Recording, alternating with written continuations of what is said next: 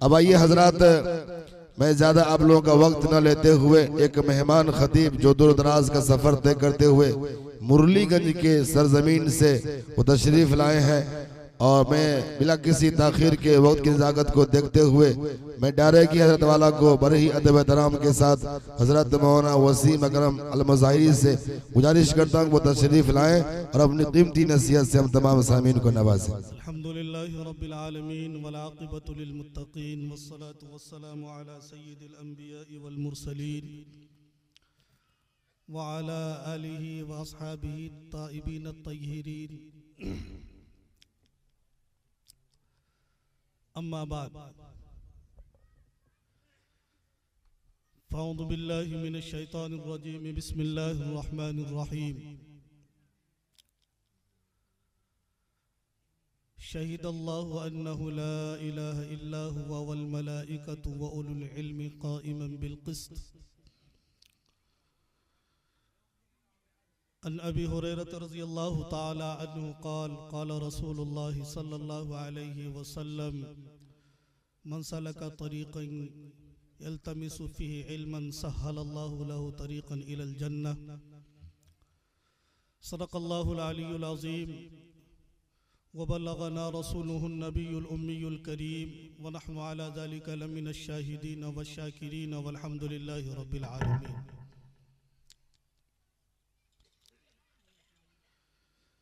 मुअज़्ज़ज़ मुअक्कर उलमा इकराम,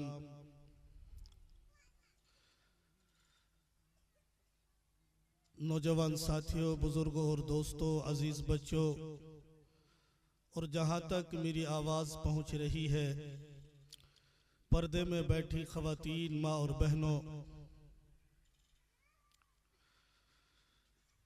मैं सबसे पहले दिल की गहराई से अराकीन जलसा और खुसूसन कारी अब्दुल रज़ाक साहब और हज़रत मौलाना रिजवान साहब चतुर्वेदी दामत बरकातुहुम का शुक्रगुजार हूँ कि उनकी मोहब्बत ने मुझे आपके इलाके में खींच के लाया। मेरे अजीज़ों, तकरीबन आपका ये जलसा कल शाम मगरिब बाद से ही रवा दवा है, और रात भी आपने मुअज़्ज़ज़ उलमा इकराम के बयानात समात फरमाए, और अभी भी ये जलसा जारी व सारी है। मैं दुआ गो हूँ कि अल्लाह रब्बुल इज़्ज़त इस जलसे को कामयाब बनाए और जलसा कमेटी की मेहनत और जिद्दोजहद को कबूल फरमाए।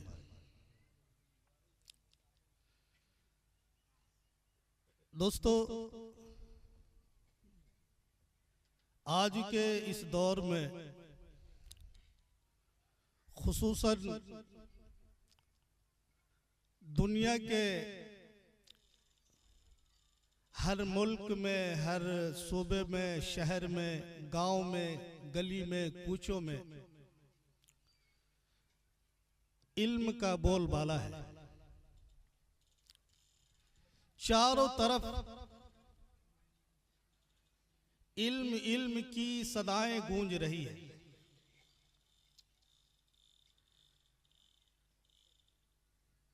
चाहे जिस मजहब मसलक से ताल्लुक रखने वाला हो, हर इंसान के दिलो दिमाग में एक इल्म की बू गर्दिश कर रही है। इल्म होगा तो कामयाबी मिलेगी। जिहालत में लोग नाकाम है। ये सब की जबान बोलती है, सब की जबान बोलती है। लेकिन ये आपने नहीं सुना होगा कि असल कामयाबी और कामरानी किस इल्म में है, और इल्म हमें किस नतीजे पर पहुंचाकर हमें किसी दर्जे तक पहुंचाएगा, ये हर एक इंसान के दिलो दिमाग से नापेद है। इल्म की गीत, इल्म की गूंज हर इंसान के कानों से भी टकरा रहा है, हर इंसान की जबान भी बोल रही है।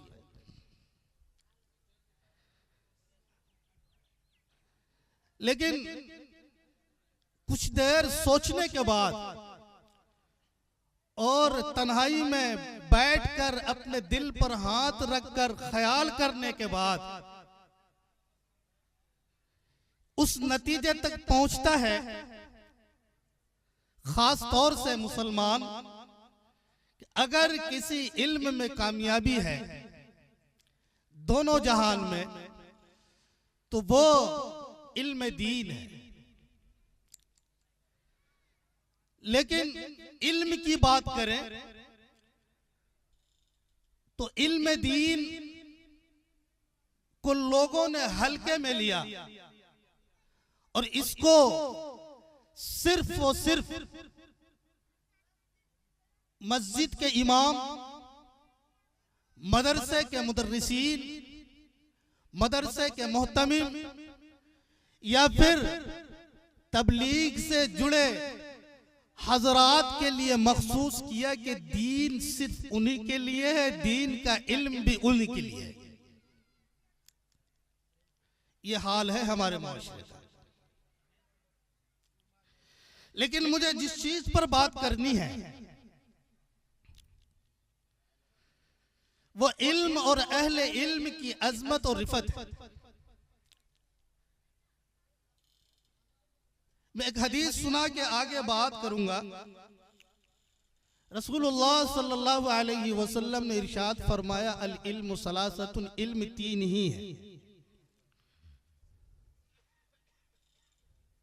इल्म सिर्फ तीन है। वो कुरान का इल्म है, मसाइल की जानकारी है और फराइज की अदायगी है। और यही इल्म रसूलुल्लाह सल्लल्लाहु अलैहि वसल्लम लेकर दुनिया में मबूस हुए। और आप का दुनिया में आना इन दो चीजों को लेकर ही था। नंबर एक, इल्म और उसकी कुव्वत, इल्म और उसकी कुव्वत। इसीलिए उलमा किराम से आप बारहा सुन रहे होंगे और पहले भी सुना होगा कि आप अलैहिस्सलातु वस्सलाम दुनिया में तशरीफ लाए, जब आपको नबुव्वत के ताजो से आपको सरफराज फरमाया गया, तो सबसे पहली आयत नाजिल हुई वो आयत इल्म, इक़रा बिस्मि रब्बिकल लज़ी खलक़। सबसे पहली आयत है। इस आयत में इल्म का पैगाम। इससे मालूम यह होता है कि इल्म अमल पर फौकियत रखता है, इल्म अमल से बढ़ा हुआ है। और इल्म वो ताकत है जिसकी बुनियाद पर अहले इल्म की फौकियत बयान की गई। और इल्म ही एक ऐसी दौलत है जो तमाम चीजों पर फायद है। जो बातें मैंने कही कि इल्म अमल पर फौकियत रखता है, क्यों? आपने सुना होगा कि इल्म बाद में आया, अमल, इल्म पहले आया, अमल बाद में आया। इल्म पहले आया, अमल बाद में आया। रोजा बाद में आया, नमाज बाद में आई, ज़कात बाद में आई। इसी तरीके से दिगर आमाल तमाम के तमाम बाद में आए, इल्म पहले आया। इक़रा बिस्मि रब्बिकल लज़ी खलक़। यही वजह है अल्लाह रब्बुल इज्जत ने इल्म की अहमियत को बयान करते हुए जगह इरशाद फरमाया, फ़अलम अन्नहु ला इलाहा इल्लल्लाह, फ़अलम अन्नहु ला इलाहा इल्लल्लाह। अल्लाह को पहचानो, जान लो अल्लाह एक है, जान लो अल्लाह एक है। अल्लाह अपनी वहदानियत को इल्म करार दे जाए, मालूम यह होता है कि इल्म से अल्लाह की वहदानियत का इल्म होगा, इल्म से रसूलुल्लाह सल्लल्लाहु अलैहि वसल्लम की मार्फत हासिल होगी। ऐसी बहुत सारी आयात है जहां अमल पर इल्म को फौकियत दी। सबसे पहले अमल को बयान किया, उसके बाद इल्म को बयान किया, उसके बाद अमल को बयान किया। मेरे अजीजों, लेकिन आज मुआशरे का हाल यह है कि जिस इल्म की बात हो रही है वो इल्म से लोग ना आशना है, लोग ना आशना है। इस इल्म की कोई अहमियत नहीं है, इस इल्म की कोई वक़्त नहीं है, इस इल्म की कोई अजमत नहीं है, इस इल्म की कोई जगह लोगों के दिलों में नहीं है। इस इल्म को हमने अहले इल्म तक महदूद रखा और जुल्म बालाए जुल्म यह है, अगर अहले इल्म तक ही ये इल्म महदूद है तो वो अहले इल्म भी अवाम के नजदीक कोई अहमियत नहीं रखती, इसलिए कि अव्वलन इल्म की अहमियत नहीं तो अहले इल्म की अहमियत कहां से वाक़ई हो। ये तो वाज़ेह है। और इल्म, अल्लाह रब्बुल इज्जत ने इल्म की अहमियत को बयान किया, उसके आलात को बयान किए। बाद जगह तो अल्लाह तबारक व तआला ने इल्म के साथ साथ आलात इल्म के कसम भी खाई, इल्म की अहमियत को बताने के लिए, इल्म की अजमत को बताने के लिए, इल्म की वक़्त को बताने के लिए। नून वल कलमी वमा यस्तुरून, नून वल कलमी वमा यस्तुरून। अल्लाह रब्बुल इज्जत कसम खा रहे हैं कलम की और लिखे हुए सतरों की। कलम ये आलात इल्म है, और वो इल्म जो कॉपी पर लिखा जाता है, वो इल्म जो किताबों पर लिखा जाता है, वो काले सतूर जो होते हैं उसकी कसम खा रहे हैं। मालूम ये हुआ कि वो जो कलम वो आलात इल्म है, और वो कलम जो कॉपी पर चल रहा है, जिसको दर्ज किया जा रहा है, जिसको लिखा जा रहा है, उसकी भी कसम खा रहे हैं। और कसम खाना ही इल्म की अहमियत को बताना है। ये इल्म एक ऐसी दौलत है, जब इंसान के दिलों में आता है तो आदमी को इल्म हिदायत देता है, जिहालत उसकी छट जाती है, इल्म उसको तरक्कियात तक पहुंचाता है, तनज़्ज़ुली उसकी छट जाती है, इल्म उसको रोशनी दिखाती है और उसके अंधेरे छट जाती है। इल्म उसको इस्लाह मुआशरे की तलकीन और उसके हिदायत देते हैं। इल्म के जिहालत के जरिए से जिहालत उस मुआशरे का जो नासूर बना हुआ दिखाई देता है, इल्म के जरिए से वो साफ सुथरा हो जाता है। इल्म तरक्की का जरिया है,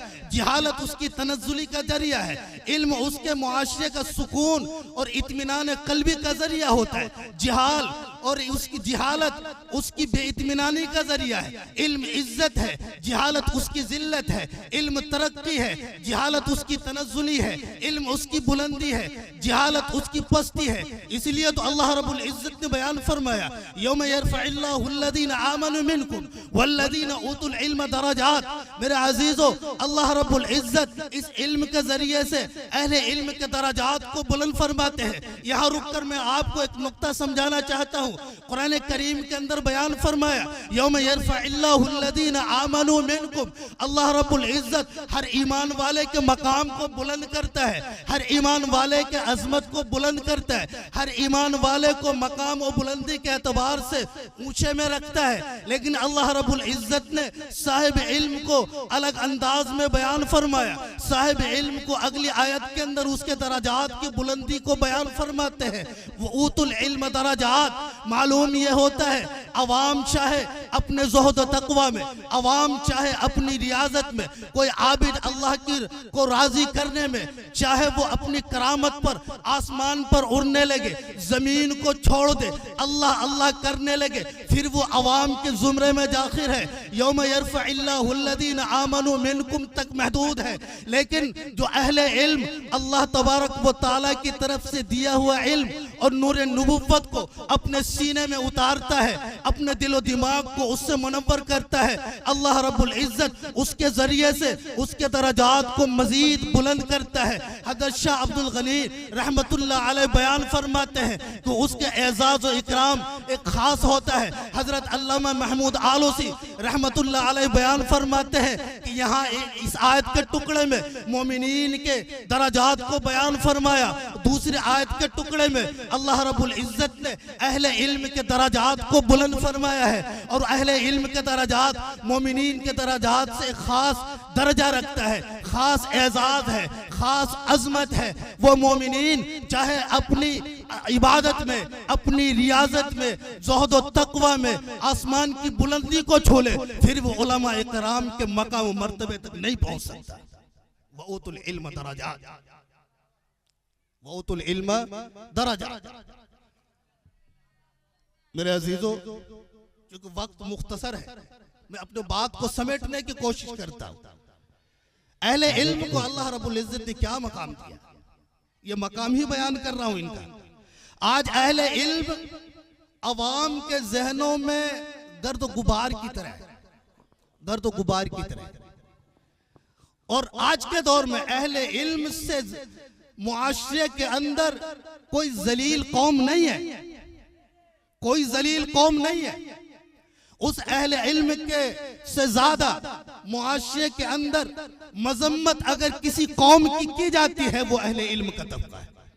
सबसे ज्यादा इन तबके को मजम्मत की जाती है, सबसे ज्यादा गिरी नजरों से इनको देखा जाता है। सबसे ज्यादा अवाम ये चाहती है कि मौलवी भिखारी बनकर रहे, मौलवी हमारे दरवाजे का दरबानी करता रहे, मौलवी मोहताज बनकर गुजारे, इसमें अवाम को खुशी मिलती है। मेरे अजीजों, जिस तबके के दराजात को रब ने बयान कर दिया हो, जिस तबके के दराजात को रब ने बयान किया हो, उसके उलूव मर्तबत को रब ने बयान कर दिया हो, अवाम चाहे अपने नजदीक जितनी जलील कौम में उनको शुमार कर ले, जितने उनकी मजम्मत कर ले, जितनी उनकी तजलील कर ले, उनसे कोई फर्क पड़ने वाला नहीं है। अल्लाह रब्बुल इज्जत ने अहले इल्म को वो मकाम अता फरमाया। अल्लाह रब्बुल इज्जत खुद कुरान करीम में बयान फरमाता है, शहीद अल्लाहु अन्नहु ला इलाहा इल्ला हुवा व उलुल इल्म काइमन बिल क़िस्त वल मलाइकतु व उलुल इल्म काइमन बिल क़िस्त। अल्लाह तबारक व तआला जहां अपनी वहदानियत पर गवाह को पेश कर रहा है, गवाह बनाकर ला रहा है, जहां फरिश्तों को अपनी वहदानियत पर गवाह बनाकर लाया, वहीं पर अहले इल्म को भी बयान फरमाया कि फरिश्तों के साथ साथ ये अहले इल्म भी मेरी वहदानियत के गवाह है। और गवाही का मतलब यह है कि गवाह उसको बनाया जाता है शरीयत की नजर में जो अमानतदार हो, गवाह उनको बनाया जाता है जो झूठ न बोल रहा हो, गवाह उनको बनाया जाता है जो अमानतदार हो, गवाह उनको बनाया जाता है जो सच्चा हो, गवाह उनको बनाया जाता है जिनका मुआशरे में कोई दाग ना हो, गवाह उनको बनाया जाता है जो शरीयत का पैरोकार हो, गवाह उनको बनाया जाता है जो आशिक रसूल हो, गवाह उनको बनाया जाता है जो रसूलुल्लाह सल्लल्लाहु अलैहि वसल्लम की मोहब्बत में दम भरता हो। मालूम ये होता है, ये आयतें गवाह दे रही है कि इस रोए जमीन पर इस इंसान के तबके में कोई तबका सबसे ज्यादा रब करीम के नजदीक मोहम्मदुर रसूलुल्लाह सल्लल्लाहु अलैहि वसल्लम के बाद, सहाबा इकराम की जमात के बाद अगर कोई तबका सबसे बड़ी तबका अल्लाह के नजदीक महबूब और पसंदीदा है तो वह अहले इल्म का तबका है। इसीलिए रब करीम ने बयान फरमाया, शहीद अल्लाहु अन्नहु ला इलाहा इल्ला हुवा वल मलाइकतु व उलुल इल्म काइमन बिल क़िस्त।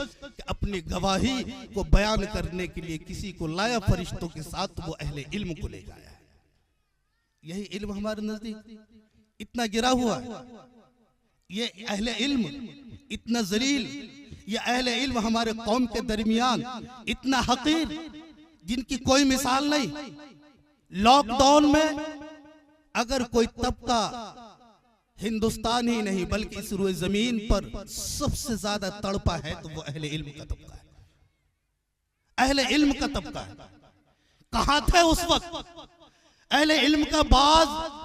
अहले इल्म से बाज हजरात वो है जिन्होंने ठेला भी खींचा, अपने सरों पर ईंटें भी उठाई, टोकरे भी उठाए, तसला भी उठाया, कुदाल भी चलाया, फावड़ा भी चलाया, हल भी चलाया, ऐसे ऐसे काम अंजाम दिए जो किताबों के बड़े बड़े माहिरीन, मुसन्निफीन, मुअल्लिफीन और अहले इल्म का वो तबका जो हदीसों की किताब को पढ़ाने वाले, कुरान की तफसीर की तालीम देने वाले, लॉकडाउन में सबसे ज्यादा तबका को जलील हुआ है तो वो अहले इल्म का तबका है कि वो बाहर आकर मजदूरी करने पर मजबूर हुआ, लेकिन कौम ने उनके ऊपर जर्रा बराबरी भी अपनी नजरें नहीं की। वो अहले इल्म जिसके ऊपर आज दुनिया टिकी हुई है, जिनके ऊपर आज दुनिया नाज करती है, जिनकी बदौलत और आसमान और जमीन अपने वक्त पर सूरज भी निकाल रहा है, चांद भी निकाल रहा है, ये जमीन फसलें भी दे रही है, ये मस्जिद भी आबाद है, मस्जिद का मेहराब भी आबाद है, मदरसे भी आबाद है, खानका भी आबाद है, मरकज भी आबाद है, दरगाहें भी आबाद है। इस रोए जमीन पर उस तबके को इतना सताया गया कि बेचारे बिलखते हुए, रोते हुए, उस किताब से मोहब्बत करने के बावजूद किताब को छोड़कर टोकरे उठाने पर मजबूर हो गए, हल चलाने पर मजबूर हो गए। लेकिन ये कौम, बेहुस कौम, उनके इस मेहनत और मजदूरी को देखकर, उनके इस परेशानियों को देखकर बसा औकात मजाक उड़ाया, उनकी मजम्मतें की, उनको टेढ़ी नजरों से देखा। ये मौलवी जिनके कपड़ों पर सिलवटें नहीं पड़ता था, जिनके सफेद कपड़ों पर दाग नहीं आते थे, जिनके सफेद कपड़ों पर धब्बा नहीं लगता था, आज इनके चेहरे पर देखो गर्द गुब्बार है, इनके कपड़े देखो मैले हैं, इनकी टोपी देखो वो भी गंदी है, इनके चप्पलें देखो वो भी टूटी हुई है। अरे तुम्हें मजाक उड़ाते हुए आपके चेहरों पर मुस्कान था, कल क़यामत के दिन रब्बे करीम के सामने जब आपकी पेशी होगी, जन्नत और जहन्नम का फैसला हो चुका होगा, तो कल क़यामत के दिन रब्बे करीम आपसे कहेगा कि ओ मेरे बंदो, तुम जन्नत में बाद में जाना। पहले एक तबका वो खड़ा हुआ है, उनसे मुलाकात करके, खुदा की कसम वो उलमा का तबका, वो अल्लाह वालों का तबका एक तरफ खड़ा हुआ होगा। आप जाएंगे, आपको कहा जाएगा उनसे आप मुलाकात करके आए, उनसे मिल के आए, पहले उनसे मुलाकात, उसके बाद में तेरी दुखूल जन्नत, पहले उनसे मुलाकात, बाद में जन्नत में तेरी हाजिरी।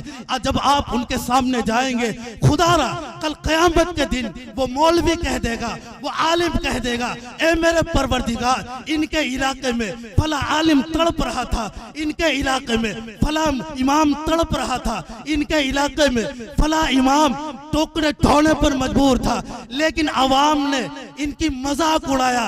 ए मेरे रब, मैं इनसे मिलना नहीं चाहता, खुदा की कसम न तुम उनसे मुलाकात पर कर पाओगे, ना तुम्हें जन्नत में दाखिला मिलेगा, ना तुम्हें जन्नत में दाखिला मिलेगा। ये बात शायद हवा में लग रही होगी, और मैं आपको हवाला देता हूँ मेरे अजीजों, हज़रत शाह अब्दुल गनी रहमतुल्लाह अलैह ने फदखुली फी इबादी इस आयत के ज़िम्न में लिखा है कि अल्लाह रब्बुल इज्जत अवाम का जब जन्नत और जहन्नम का फैसला कर दिया जाएगा, मोमिन का फैसला होगा तुम्हें अब जन्नत में जाना है, रोक दिया जाएगा जन्नत में नहीं, पहले मेरे अहले इल्म बंदों से मुलाकात करके आओ। फदखुली फी इबादी, फदखुली फी इबादी, पहले मेरे बंदे के पास जाओ। ए मेरे बंदो, पहले मेरे बंदे के पास जाओ, फिर क्या होगा? अहले इल्म को इतना सताया जाता है, अहले इल्म को इतना सताया जाता है, खैर नहीं है, खैर नहीं है। अहले इल्म से मुलाकात वहां भी, हजरत कारी तैयब साहब रहमतुल्लाह अलैह ने एक जगह अपने खुतबात में लिखा, यही एक तबका है, मैदान महशर में इस तबके को अलग खड़ा कर दिया जाएगा, बाकी तमाम लोगों से हिसाब किताब हो रहा होगा, तमाम लोगों मीज़ान अदल पर होंगे, नफ्सी नफ्सी का आलम होगा, बिलक रहा होगा, हर आदमी अपने आमाल में डूबे हुए होंगे। ऐसे वक्त में फैसला नहीं, फैसला से पहले हिसाब किताब शुरू होगा। वो अहले इल्म का तबका एक तरफ खड़े होंगे, एक तरफ खड़े होंगे, वो भी परेशान, ख्याल आएगा कि ऐ मेरे परवरदिगार, एक तबके को उधर खड़ा कर दिया, हमारे तबके को एक तरफ खड़ा कर दिया, उनका हिसाब व किताब हो रहा है, हमारा हिसाब व किताब क्यों नहीं होता? इसी हाल में होंगे, इसी हाल में तड़प रहे होंगे, नफ्सी नफ्सी का आलम होगा, हिसाब व किताब शुरू हो रहा हिसाब व किताब हो रहा होगा। जन्नत और जहन्नम के फैसले हो रहे होंगे। जब ये मोमिन बंदों का हिसाब व किताब हो जाएगा, जन्नत में जाने वाले जन्नत में जाएंगे, जहन्नम में जाने वाले जहन्नम में चले जाएंगे। जब वो तबका आखिर में खड़ा हुआ होगा, वो तड़प रहे होंगे, कांप रहे होंगे, उनका दिल बेचैन होगा, दिलो दिमाग में इत्मीनान नहीं होगा, परेशानी का आलम होगा। इसी हाल में आवाज आएगी, आ जाओ तुम सब के सब, तुम क्या चाहते हो, तुम क्या सोच रहे हो, तुम्हारे दिल पर क्या चल रहा है। आवाज आएगी, ए मेरे परवरदिगार, हमारा भी हिसाब किताब हो जाए, हमारे लिए भी जन्नत का फैसला कर दिया जाए। आवाज आएगी, ए मेरे खास बंदो, जिस तरीके से तुमने दुनिया में मेरे मोमिनों की खिदमत की थी, दुनिया में तूने मेरे बंदों को इल्म दिखाया था, दुनिया में तुमने मेरे बंदों को राह दिखाया था, दुनिया में तुमने मेरे बंदों को इल्म सिखाया था, जिस तरीके से तुमने दुनिया में रहबरी की, आज भी तुम्हें यहाँ पर रहबरी करने का हक दिया जाता है। जाओ अपने अपने जानने वालों को जहन्नम से निकाल कर लाओ और जन्नत में दाखिल करो। यही इल्म का तबका। मेरे अजीजों, बात तो आपके सामने और भी करनी थी, लेकिन वक्त कम है, वक्त कम है, मैं समेट रहा हूं बात। अल्लाह रब्बुल इज्जत ने इस रोए जमीन पर अहले इल्म का जो तबका रखा, ये अवाम के लिए सबसे बड़ी नेमत, अवाम के लिए सबसे बड़ी नेमत है। कुरान करीम ने बयान फरमाया ना, कुल हल यस्तवी लदीना यअलमून वल्लदीना ला यअलमून, कि आलिम और जाहिल बराबर नहीं हो सकता। वमा यस्तविल आमा वल बसीर वला ज़ुलुमात वला नूर वला ज़िल्लु वला हरूर, इल्म से ताबीर किया। जिस तरीके से इल्म अहले इल्म बराबर नहीं हो सकता, आग पानी बराबर नहीं हो सकता, अंधेरा और रोशनी बराबर नहीं हो सकते, इसी तरीके से आलिम और जाहिल बराबर नहीं हो सकते। उनकी दोबारा तारीफ की, रब ने तारीफ की, और रसूलुल्लाह सल्लल्लाहु अलैहि वसल्लम ने इस अहले इल्म के बारे में बयान फरमाया। हदीस कुदसी अल्लाह रब्बुल इज्जत ने बयान फरमाया कि मैंने अहले इल्म को इल्म इसलिए नहीं दिया कि मैं उनकी मगफिरत ना करूं, मैं उसकी मगफिरत ना करूं। मतलब यह है कि मैंने इल्म इसलिए दिया कि इनकी मगफिरत कर दूं। आलिम चाहे जिस हैसियत का, उनका अमल जो हो, अवाम को हक नहीं है नुक्ता चीनी करने का, अवाम को हक नहीं है बुरा भला कहने का, अवाम को हक नहीं है चूचरा करने का, अवाम को हक नहीं है बुरा भला कहने का, जरा बराबर भी हक नहीं। एक जगह रसूलुल्लाह सल्लल्लाहु अलैहि वसल्लम ने इरशाद फरमाया कि जो आलिम की तौकीर नहीं करता वो हम में से नहीं है। हजरत इमाम इब्न असाकिर रहमतुल्लाह अलैह ने बयान फरमाया, आलिम का गोश्त कड़वा होता है, खाओगे मर जाओगे, खाओगे मर जाओगे। क्या मतलब? उनको मत छेड़ो, छेड़ोगे बर्बाद हो जाओगे, छेड़ोगे बर्बाद हो जाओगे। मैं जाते जाते इमाम के हवाले से दो बातें अर्ज कर दूं। उन्हीं आलिमों के तबका में से एक तबका इमाम का है। इमाम भी बेचारा बहुत बड़ा मजलूम है अपनी मस्जिदों में, बहुत बड़ा मजलूम है। इमाम की तो कोई अहमियत नहीं है, खासतौर से आज के दौर में। इमाम को अवाम अपना पिट्ठू समझ रही है, इमाम को अवाम अपना खादिम समझ रही है, अवाम इमाम को अपना नौकर समझ रही है, इमाम को अवाम अपने घर का दरबान समझ रही है। याद रखो, इमाम को रब ने आपके लिए पेशवा बनाया, आपके लिए हाकिम बनाया, आपके लिए बादशाह बनाया, आपके लिए रहबर बनाया, और वो इमाम आपके बीच जो काम कर रहा है वो इमाम आपका नौकर नहीं है, आपका गुलाम नहीं है, आपका बादशाह है, आपका हाकिम है, आपका पेशवा है। इमाम की सबसे बड़ी दलील तो यही है, चाहे वो हाकिम आ जाए दुनिया का चाहे गवर्नर आ जाए, चाहे दुनिया के बड़े से बड़े ओहदेदार आ जाए, दुनिया का चाहे बड़े बड़े पोस्टमैन आ जाए, अगर इमाम साहब मुसल्ले पर खड़े हो गए तो उसको पीछे ये खड़ा होना पड़ेगा। कभी आज तक नहीं देखा होगा कि अगर कोई गवर्नर, कोई एसपी, डीएसपी, डीआईजी, डीएम कोई अगर आ जाता है मस्जिद के अंदर तो ये नहीं देखा होगा इमाम साहब आप पीछे रहिए, मैं आगे खड़ा होता हूँ। किसी की हिम्मत हुई है आज तक? क्यों? इसलिए कि वो मनसब जो है वो रसूलुल्लाह का मनसब है। वो मनसब एक ऐसा मनसब है जैसे पहले था आज भी उसी मकाम पर है। जिस तरीके से पहले चल रहा था उसी तरीके से आज भी चल रहा है। जो मकाम पहले था वही मकाम आज भी है। अल्लाह रब्बुल इज्जत ने इमाम की अहमियत तो वो बयान कर दी कि इमाम पेशवा है, इमाम पेशवा है। इमाम चाहे जिस हैसियत का हो वो मेरा नायब है। और इमाम उलमा के तबकात में से है। उलमा को रसूलुल्लाह सल्लल्लाहु अलैहि वसल्लम ने अपना वारिस करार दिया है। और वारिस वो होता है, वारिस वो होता है किसी का जो उसका चहेता हो, वारिस वो होता है जो उससे रिश्ता रखने वाला हो, वारिस वो होता है जो उसके खून का हो, वारिस वो होता है जो उसके घर का हो।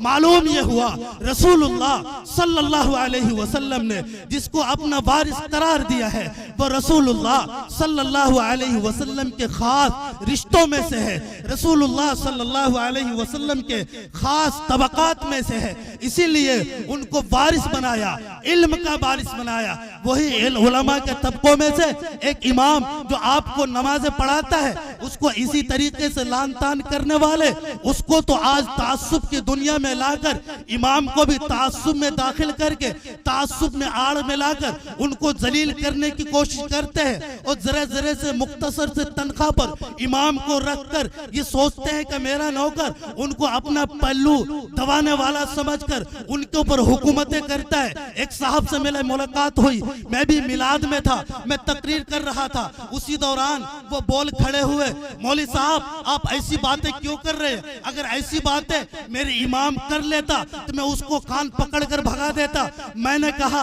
वो तेरा इमाम नहीं, वो तेरा गुलाम है। तूने मस्जिद को मस्जिद नहीं समझा, तूने अपना घर समझा। अगर वो मस्जिद तेरी नहीं होती, वो रब के घर होता, बैतुल्लाह होता, तो तेरा इमाम खास तेरा नौकर नहीं होता, वो भी तेरा रब का इमाम तेरी तरफ दिया हुआ होता तो उसकी कदर करता। अगर तू अपने मन के मुताबिक उस इमाम को इस्तेमाल करता है तो इमाम नहीं है, तूने नौकर समझा।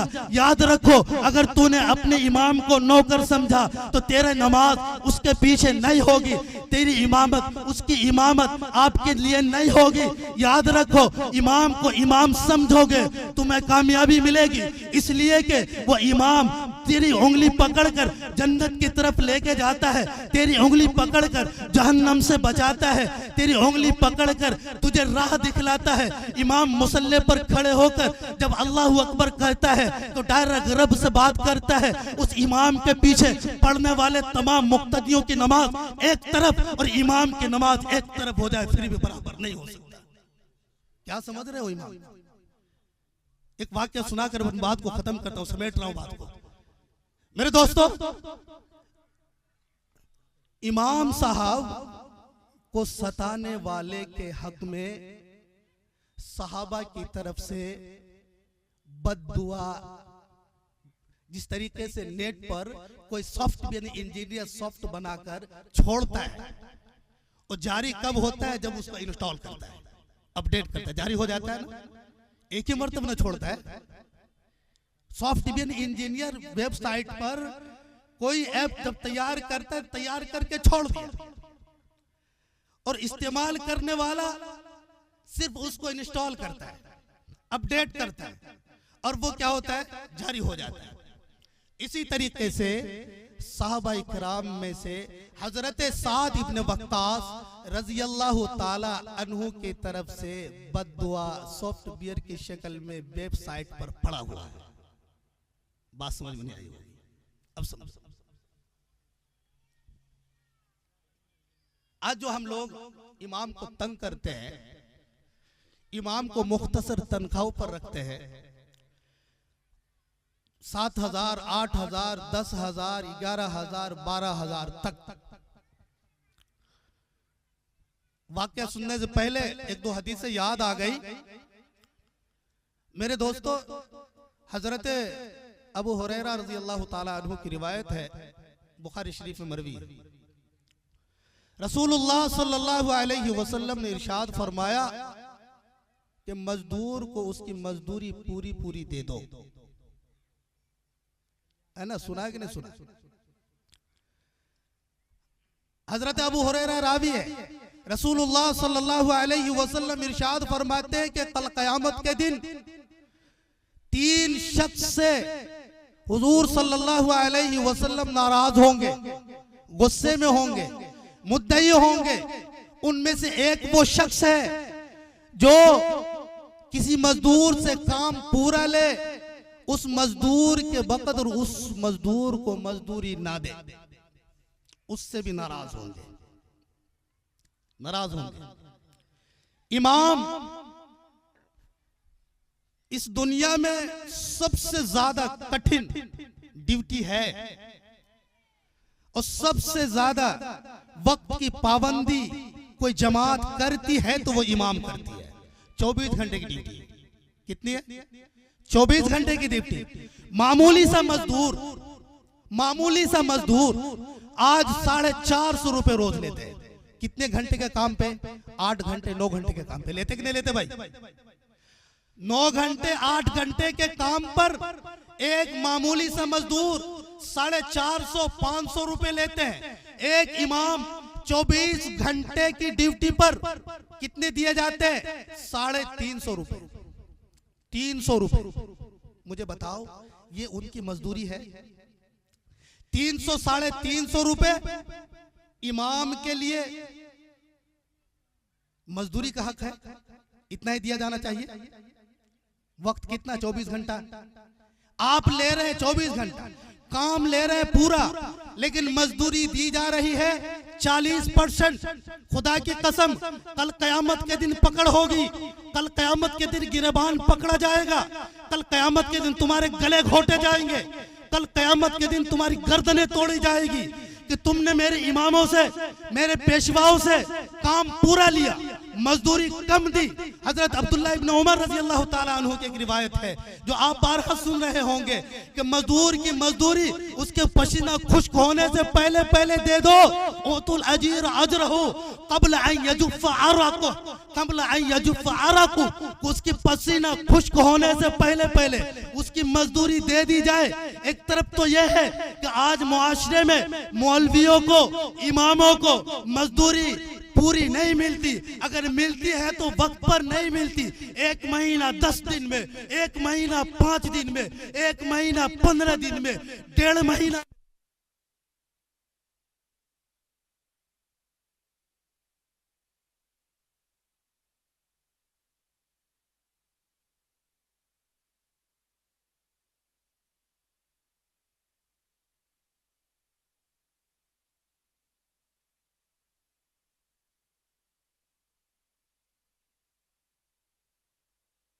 दोस्तों, कल कयामत के दिन आपकी गिरफ्तारी होगी, आपसे पूछा जाएगा, यह नहीं कहा जाएगा कि आपने मस्जिदें बनाई थी कि नहीं बनाई थी, मस्जिद में मार्बल लगाया था कि नहीं लगाया था, मस्जिद में कालीन बिछाई थी कि नहीं बिछाई थी, मस्जिद में टेल्स लगाया था कि नहीं लगाया था, मस्जिद पर छत ढलाई की थी कि नहीं की थी, मस्जिद को ब्रिज बनाई थी कि नहीं बनाई थी, मस्जिद का इमाम का पेट भरा था या नहीं भरा था, मस्जिद के इमाम को पूरी मजदूरी दी थी कि नहीं दी थी, इसके बारे में तुमसे सवाल होगा।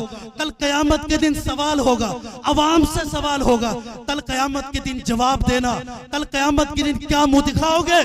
तो जब रसूलुल्लाह सल्लल्लाहु अलैहि वसल्लम आपसे नाराज होंगे, कह दिया जाएगा कि मेरी उन उम्मतियों में से है जिसने मेरे बंदों का ख्याल नहीं किया, काम पूरा लिया, मजदूरी पूरी नहीं दी। क्या करोगे? बहरहाल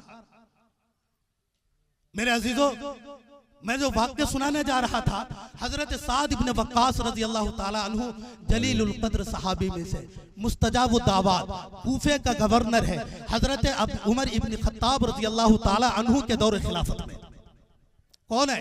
हजरत साद इब्न वक्कास।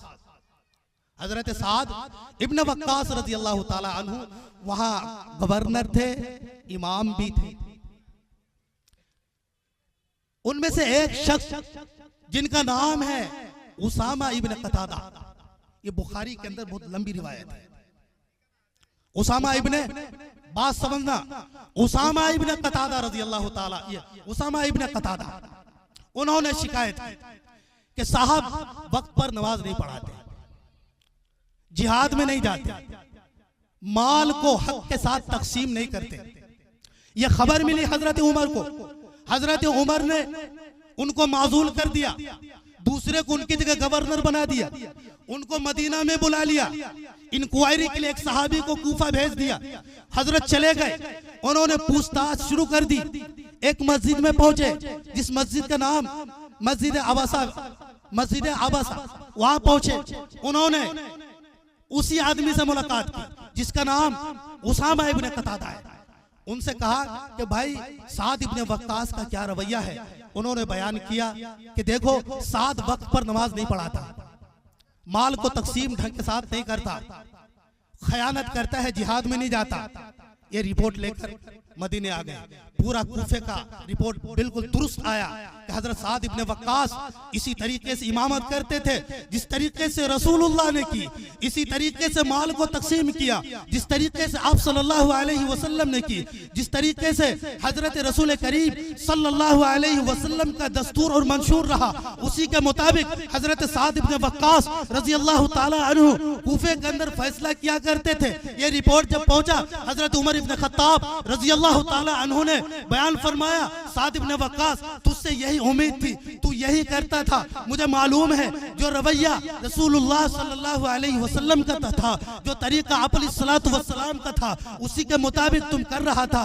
हजरत साद इब्न वक्कास रजी अल्लाह ताला अन्हु को उसामा इब्न कतादा के बारे में इल्म हुआ तो उसी ने शिकायतें की, उसने आपके बारे में कहा तो हजरत साद इब्न वक्कास रजी अल्लाह ताला अन्हु जोश खरोश में खड़े हुए, सर को आसमान की तरफ उठाया, फरमाया, ए मेरे खुदा, ए मेरे खुदाया, अगर उसामा इब्न कतादा अपने कौल में झूठा है, अपने कौल में झूठा है तो उसकी उम्र को लंबी कर दे, उसको मोहताज बना दे, उसको फकीर बना दे, उसको अय्याश बना दे। ये बद्दुआएं की रिवायत के अंदर आता है कि रावी बयान कर रहे थे तो उसामा इब्न कतादा की उम्र इतनी बड़ी हुई, उसकी भौएं लटक गई, और जब रास्ता चलता था तो फिर वो लड़कियों को छेड़ा करता था, रास्ता चलता था तो भीख मांगा करता था। मेरे अजीजों, ये कौन थे? वो साद इब्न वक्कास रजी अल्लाह ताला अन्हु थे, जिनके बारे में शिकायतें की गई, उनकी बद्दुआएं उसको लगी, वो बर्बाद हो गया। मेरे अजीजों, इमाम अवाम के हक में बद्दुआएं नहीं करती, लेकिन अवाम की तरफ से दिल शिकली, अवाम की तरफ से दिल खराश बातें, अवाम की तरफ से दिल में लगने वाली बातें उनके अगर दिल को लग जाती है तो जबान तो नहीं हिलती, लेकिन जरा सी तकलीफ होती है। अगर किसी की तरफ से तकलीफ हो गई, याद रखना वो बद्दुआ वेबसाइट पर पड़ा हुआ है। जैसे ही आपके तरफ से इमाम के हक में हक तलफी होगी, वह बद्दुआ आपके हक में अपडेट हो जाएगी, वो बद्दुआ आपके हक में अपडेट हो जाएगी। कहने की जरूरत नहीं है, अवाम बर्बाद हो जाएगी।